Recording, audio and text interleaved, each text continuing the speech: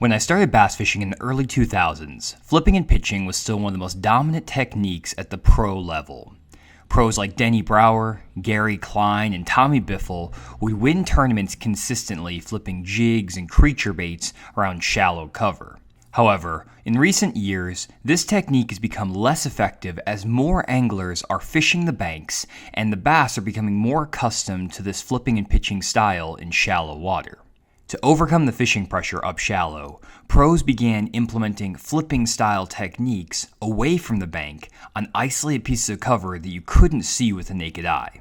They would use forward-facing sonar technology in the form of 360 imaging to target these isolated pieces of cover, marking them first with their side scan technology.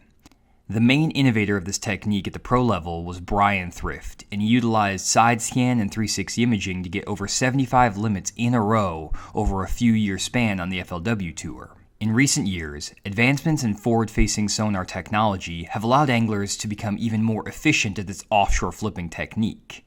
They can find cover a lot easier just by going down the bank on their trolling motor, and they can even see fish very easily on these objects. They can see how the bass react to their baits and allow them to make very precise casts on these isolated objects. This has been one of the primary techniques at the top level of pro fishing over the past few years and has contributed to a lot of top finishes and a lot of wins. Now, the evolution of this offshore flipping technique has revolved a lot around forward-facing sonar, but there's still ways you can actually use this technique even without forward-facing sonar technology. In this video, I want to show you how you can use your traditional side scan, down scan, and 2D sonar views in combination with GPS mapping to get started with this offshore flipping technique and get away from the bank to put a lot of fish in the boat. Later on in the video, I'll also show you how you can use forward-facing sonar with this technique in case you have that technology, and show you different ways you can maximize your efficiency and your results with forward-facing sonar using this offshore flipping technique. Let's get into it. So technically, the first iteration of this offshore flipping trend was using traditional 2D sonar in combination with a marker buoy. These orange marker buoys are definitely effective at helping you mark areas offshore. You can graph a little rock pile, a brush pile, whatever, toss it off the side of the boat, and then you can cast at the marker buoy. The issue with this is that it takes a long time to both deploy the marker buoy and also get it back in the boat, and you can only fish 1 or 2 pieces of cover at a time with this option, so it's not very efficient, and at the end of the day, you waste so much time marking the spots, picking up the marker buoy, and repeating that it's way less efficient than just regular flipping, and unless you have a spot that's loaded up with a bunch of fish, it's not really a good strategy, especially if you're trying to pick off individual fish on isolated targets like the pros are doing now. The next option is a lot more efficient, and it's something I've been doing since about 2010. Basically what you're going to do is mark objects with the side scan view on your fish finder. So we have several brush piles we're seeing on the left side of the boat right now, and a few other random objects on the right side as well. What I basically will do is graph through a pretty good area, trying to find isolated targets like all these little brush piles. Then I'm going to mark them with my fish finder, which will transfer them over to my mapping. So let's graph over a few more objects here. You can see they're all over the screen. We got a nice little area. Not really that many fish showing up on the side scan, honestly, but there may be 1 or 2 isolated fish in the area. You can see some brim beds and things as well. They're kind of just in and around this. I mean, there's stuff everywhere out here, which is really promising. And basically, if we pause this image, this would be like going down a regular bank and seeing a bunch of laydowns or stick-ups. You're not going to expect to get bit on every single laydown you fish going down a flat bank. Instead, you're going to fish all the laydowns and expect to get maybe 2 to 3 bites. So what I'm going to do is basically mark all of these objects with a brush pile icon, because that's what these all are. And I'm just going to go through here, and if you just pause your screen by just like cursoring over either with the control pad or just touching the screen if it's a touch screen unit, you can basically go and put your cursor over the top of those objects and then hit either new waypoint on your screen or the mark button on the analog pad, and we're just going to mark all of these objects. And what this is going to do is basically allow us to see these objects on our mapping. So I'm going to come through here, we're going to mark all of this. You can see there's so much cover. I'm just going to mark everything here. Keep going, keep rolling. We got a lot of stuff marked. That should be sufficient for now. And then we're going to go over to our chart view. Now that we have our mapping pulled up, you can see all of those waypoints we marked on the side scan view, and they're spread out on the chart here. And we can use our GPS and mapping to actually line up on these brush piles without using forward-facing sonar. There's a couple of settings on your chart that make this easier. I'll show you on my Lowrance unit. It's similar on other brands. You'll just kind of have to play around with the settings. But the main thing you're looking for is first to have your chart set to orientation heading up.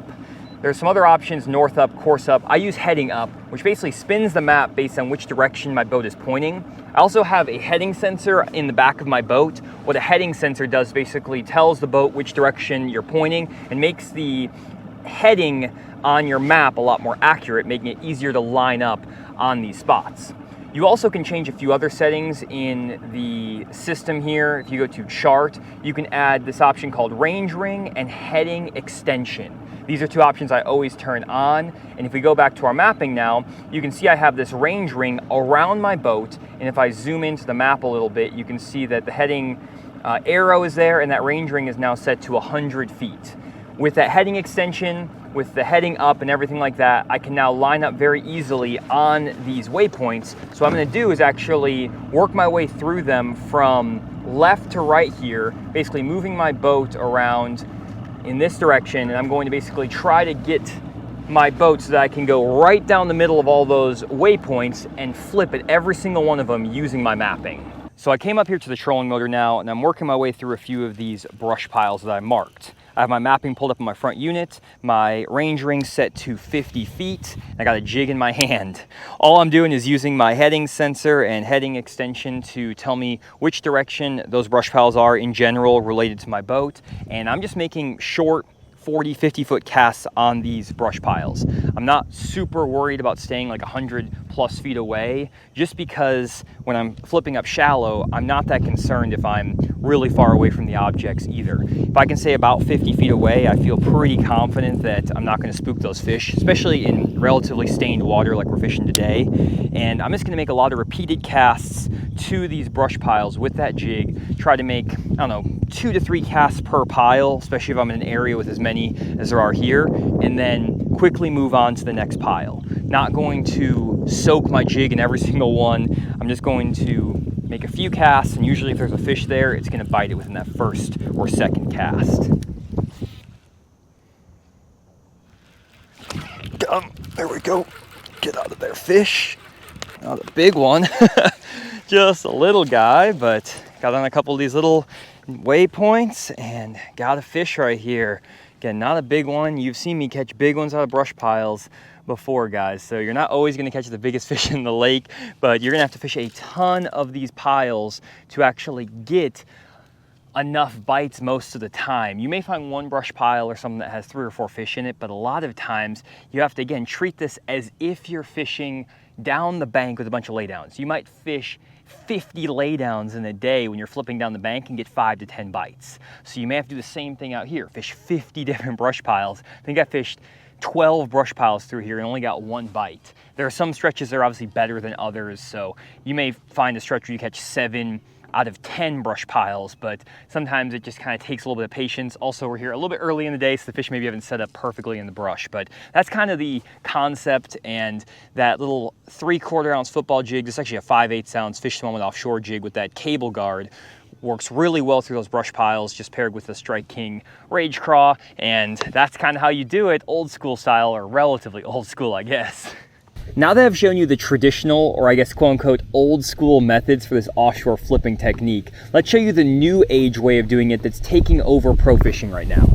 So this entire strategy basically revolves around forward-facing sonar. I know everyone's favorite topic, and what anglers are doing are basically using forward-facing sonar like this Active Target 2 to find the isolated targets I would graph with side imaging traditionally, but save time not having to actually graph for them, and instead just go down a stretch of bank looking for these isolated targets and then casting at them with baits like a jig like I'm fishing right now. There's a couple of advantages to this. First, you're targeting objects that other anglers are just not fishing because you can't see them with your eyes as easily, but you can fish them almost in the same way that you would fish down the shoreline over here, where there's isolated little bushes and laydowns and logs, but instead of seeing those objects with your eyes, you can just see them with the forward facing, and you can hit your target very easily and very consistently once you get the hang of it. In addition, you can also see exactly where your bait is relative to that object, helping you work it through and around that cover a little more efficiently, which is very helpful. And third, you can actually see fish down in those areas if there are fish down there. So you can kind of coax those fish into biting and work your bait right in front of them to get a few additional bites, which can be very, very helpful at times. Now, tracking your bait and all those things when there's a lot of stuff on the screen isn't always the 100% easiest thing to do. Kind of depends on the settings and just your expertise at keeping the beam pointed exactly where that brush pile and that bait are. But I try my best over here. I'm not the #1 expert when it comes to this style of fishing, but I'm going to show you at least what I know today. We can see some fish. Actually, there's a really good one swimming about 30 feet in front of the boat. I have found, at least from personal experience, that when I'm trying this style of fishing, I like to keep my range set to about 80 feet at a maximum. It allows me to make some pretty decent casts, but also see the cover fairly well. You can see my bait land at 70 feet right on that pile. And one of the skills of doing this is actually figuring out how far away the object is and where the cone of your forward-facing transducer is. So I find that it's very helpful just to get out here and just get some practice in casting and trying to hit your target, and also trying to identify what's fish and what are not. So we're going to go through here, fish a few of these deals, and see if we can get some bites.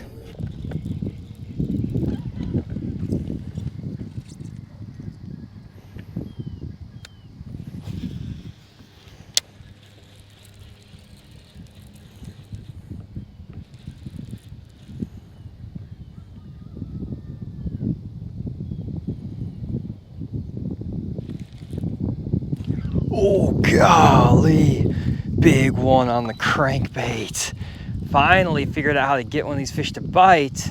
They were all suspended up here, and I couldn't get him to bite anything, and I finally got one to react to a crankbait a second ago. This is a freaking tank, guys. Fishing a crankbait like a jerkbait. My goodness, he just barely got that back hook, but this is a freaking big one. Let's see if we can get another one, another hook in him. There we go, bring him around this side. Oh, there we go, guys. So I'm talking about, couldn't actually get him on the Offshore Flipping deal, but that's the #1 benefit of that forward-facing sonar. Look at that fish. That is a pale fish, but a big one. Solid 4.5 pounder. Let's get the hooks out of this guy. Oh, there we go, guys. Beautiful fish. Let's get him back down there real quick. Get him back into that deep water. Got that fish on the Strike King 6XD Chartreuse powder blue back. And all I was doing, guys, if we get back up here, have a brush pile found out here, and I could see him sitting in the top of that pile right in there. It's kind of hard to see because it's a little bit of a thin pile, but all I did was throw that crankbait out there. And I've been trying to get these fish to react to a jerkbait and a bunch of other stuff after I noticed that a lot of these fish were suspended up in these piles. And so what I'm doing with this crankbait, you can see it down there in like 50 feet. So I'm cranking it down to the level kind of where I think those fish are at. I kind of went a little bit too deep on it. And because this crankbait dives, 16, 18 feet deep, I'll just crank it down about halfway down. Right now they're in about 8 to 10 foot of water. And I'm letting that bait rise up to the top of that pile. Slowly rising up. I'm just going to work it through there with a couple quick cranks to the reel handle, and that crankbait's right in the middle of that brush right now. I can just kind of hop it. There it is again, 40 feet out. I can kind of hop it and twitch it almost like you would a suspending jerkbait, and that fish came up and crushed it. And I found that this has been very effective for me this year, fishing these crankbaits like a jerkbait, something not a lot of guys are talking about. I'm sure that there's some guys that are doing it. You can see like there's a really big fish right there, 50 feet out, another really good one. And I'm just trying to get that bait around these fish, and they're all just kind of suspended over these piles. I had another pile where I had another fish that same size that followed it all the way back. I mean, he was all over it and he just didn't commit. And we finally found the right retrieve and kind of the right deal here to get these fish to bite. They wouldn't touch a jig. Caught a couple small ones on a little worm and stuff like that, but that's the key with this forward-facing sonar, guys, is it's, oh, there's another one called, eat it, eat it. He's right on it. Eat it, eat it. Oh my gosh, he's swirling all around it. Come on, get it, get it, get it. You can see they're not always just gonna come up and get unglued on it. Sometimes you gotta toy with them, try to make them bite, and that's what happened with that last one. They definitely like this crankbait though. We're gonna keep rolling around and hitting a few more of these piles out here because this is finally the deal. Took me about 2 hours though to start figuring it out. It's crazy. I fished all these brush piles before with a jig and didn't get a bite. And the guys who are really, really good at forward-facing sonar can make these adjustments a lot faster than I can, and they can get these fish to react.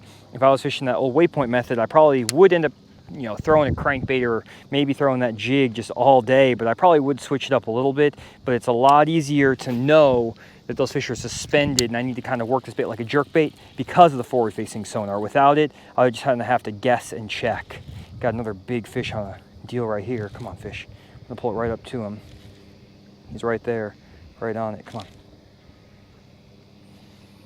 He's right on it. Eat it. You missed him just by a little bit.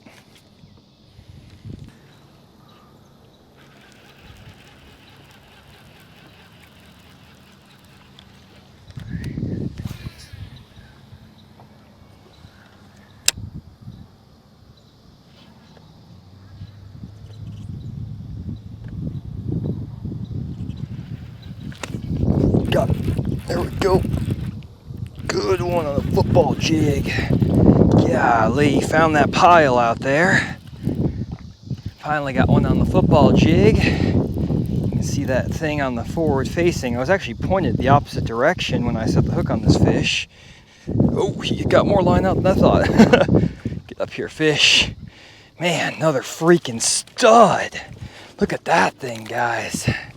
4.5 pounder. I mean, it works. It's just a grind right now. There we go, guys. Solid 4 pounder on a football jig out of a brush pile. Let's get this guy back down in the lake. Beautiful fish. Well, there we go, guys. Got that fish on the exact same Fish Moment offshore jig I started the day on. I caught that small one earlier. Now we got a really good one on it. And what's interesting is I fished the same brush pile now 3 times today. I've been making circles of this lake, and there are fish in all of these piles. You can see them on the active target, but they're very tricky to get to bite. I got that one good one to commit on the crankbait, and now I finally got one to eat the football jig. I'm just rotating through these spots, and I didn't need forward-facing sonar to catch that fish. I caught a fish out of the same pile last video without it, but it makes you a lot more efficient when you go through these areas, and you can also kind of see how those fish are reacting. I wouldn't have caught the fish on the deep diving crankbait without the forward-facing sonar, so that kind of just clues you in on the benefits of this offshore flipping technique with forward facing versus without it.